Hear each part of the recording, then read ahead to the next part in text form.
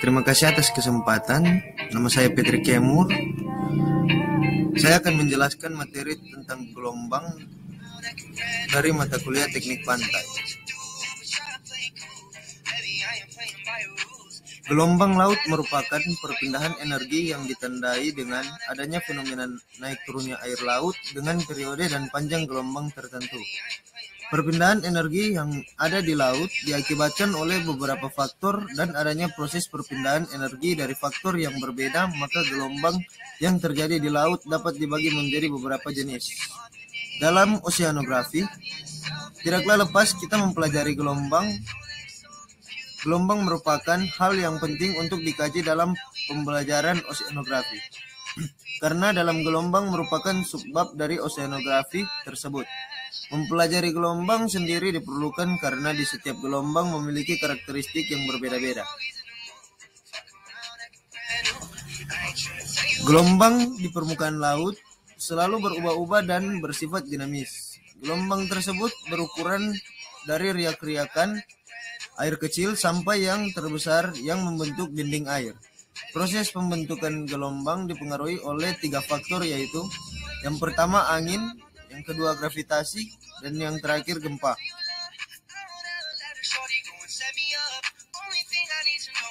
Pengaruh gelombang terhadap dasar laut sangat sedikit. Bila gelombang bergerak ke kontinental shelf dan memasuki wilayah pantai, dangkal gelombang mulai terpengaruh oleh dasar laut. Dasar laut dangkal akan mengakibatkan kecepatan, bentuk, dan gerakan gelombang menjadi berubah. Setiap gelombang akan mempunyai puncak dan lembah, sehingga ciri-ciri yang dipunyai gelombang adalah tinggi gelombang, jarak gelombang, dan periode gelombang. Adalah contoh gambar. Tipe gelombang berdasarkan atas periodenya dapat dibagi menjadi 6, yaitu yang pertama ripples atau riak gelombang memiliki periode 1 detik. Yang kedua Fully-developed seas memiliki periode 5 sampai 12 detik. Yang ketiga swell gelombang besar memiliki periode 6 sampai 16 detik. Yang keempat surf memiliki periode 1 sampai 3 menit. Yang kelima tsunami memiliki periode 10 sampai 20 menit. Yang terakhir tides atau pasang surut memiliki periode 12 sampai 24 jam.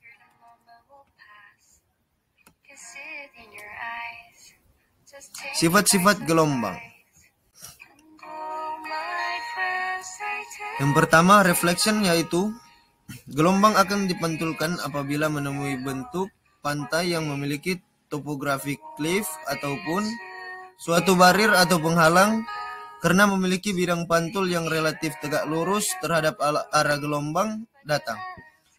Gelombang yang datang akan dipantulkan kembali menuju ke arah di mana gelombang itu tadi berasal hanya pada saat puncak gelombang menyentuh dinding pantai cliff. Maka pantulan yang terjadi dimulai dalam bentuk lembah gelombang. 2.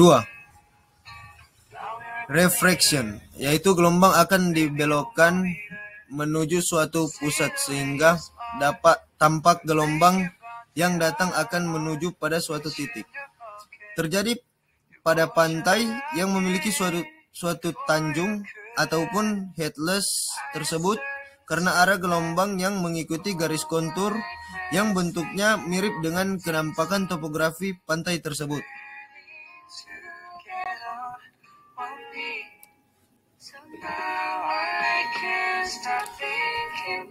Ketiga, diffraction, yaitu gelombang akan dibelokkan menuju ke segala arah sehingga tampak gelombang akan menyebar pada seluruh garis pantai. Hal ini biasanya terjadi apabila gelombang air memasuki pantai yang memiliki teluk atau masa lautan masuk ke arah daratan, sehingga gelombang akan didistribusikan secara merata dan menyebar ke segala garis pantai.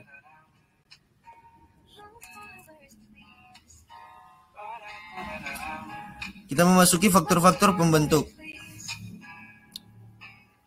Yang pertama, gelombang yang disebabkan oleh angin. Angin yang bertiup di atas permukaan laut merupakan pembangkit utama gelombang. Bentuk gelombang yang dihasilkan cenderung tidak menentu dan bergantung pada beberapa sifat gelombang, periode, dan tinggi di mana gelombang dibentuk. Gelombang seperti ini disebut sea. Tinggi gelombang rata-rata yang dihasilkan oleh angin merupakan fungsi dari kecepatan angin, waktu di mana angin bertiup, dan jarak di mana angin bertiup tanpa rintangan.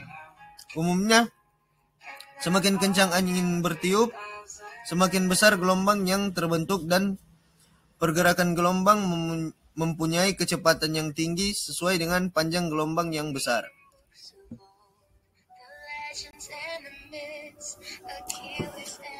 Yang kedua, gelombang yang disebabkan oleh pasang surut. Gelombang pasang surut yang terjadi di suatu perairan yang diamati adalah merupakan penjumlahan dari komponen-komponen pasang yang disebabkan oleh gravitasi bulan, matahari, dan benda-benda angkasa lainnya yang mempunyai periode sendiri. Tipe pasang berbeda-beda dan sangat tergantung dari tempat di mana pasang itu terjadi, atau Schipperberg 1992.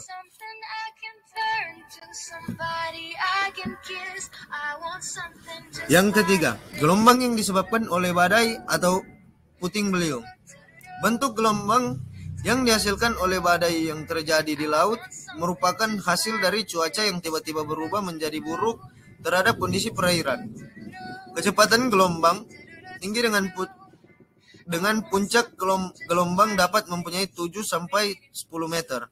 Bentuk gelombang ini dapat menghancurkan pantai dengan vegetasinya maupun wilayah pantai secara keseluruhan ataupun Packard 1978.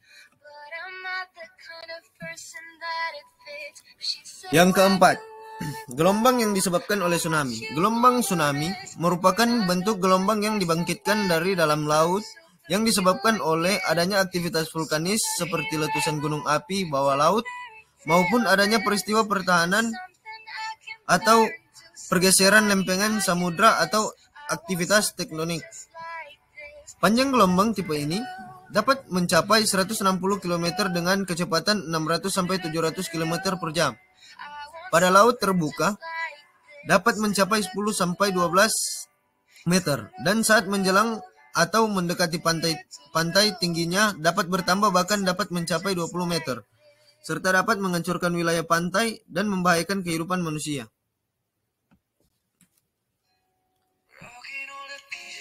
Yang kelima, gelombang yang disebabkan oleh sis. Gelombang sis merupakan standing wave yang sering juga disebut sebagai gelombang diam atau lebih dikenal dengan jenis gelombang stasioner. Gelombang ini merupakan standing wave dari periode yang relatif panjang dan umumnya dapat terjadi di kanal, danau, dan sepanjang pantai laut terbuka. Sis merupakan hasil perubahan secara mendadak atau seri periode yang berlangsung secara berkala dalam tekanan atmosfer dan kecepatan angin. Kita memasuki karakteristik gelombang.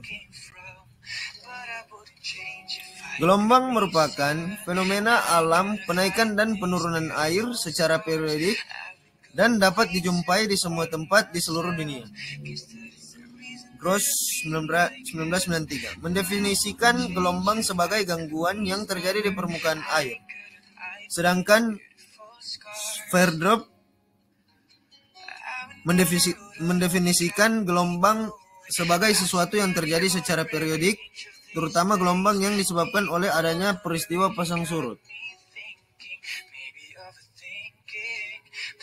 Sebuah gelombang terdiri dari beberapa bagian antara lain: A. Puncak gelombang atau crest adalah titik tertinggi dari sebuah gelombang. B. Lembah gelombang atau trough adalah titik terendah gelombang di antara dua puncak gelombang. C. Panjang gelombang atau wave leg adalah jarak mendatar antara dua puncak gelombang atau antara dua lembah gelombang. D. Tinggi gelombang, wave height, adalah jarak tegak antara puncak dan lembah gelombang. Dan yang terakhir, periode gelombang, wave period, adalah waktu yang diperlukan oleh dua puncak gelombang yang berurutan untuk melalui satu titik.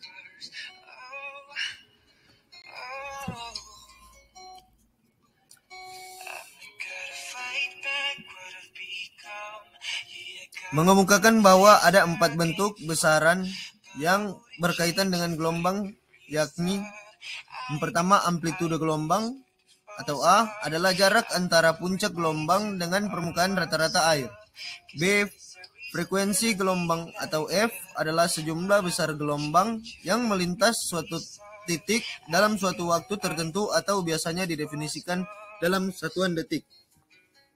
Yang ketiga, kecepatan gelombang atau C adalah jarak yang ditempuh gelombang dalam satu satuan waktu tertentu. D. Kemiringan gelombang atau H per L adalah perbandingan antara tinggi gelombang dengan panjang gelombang.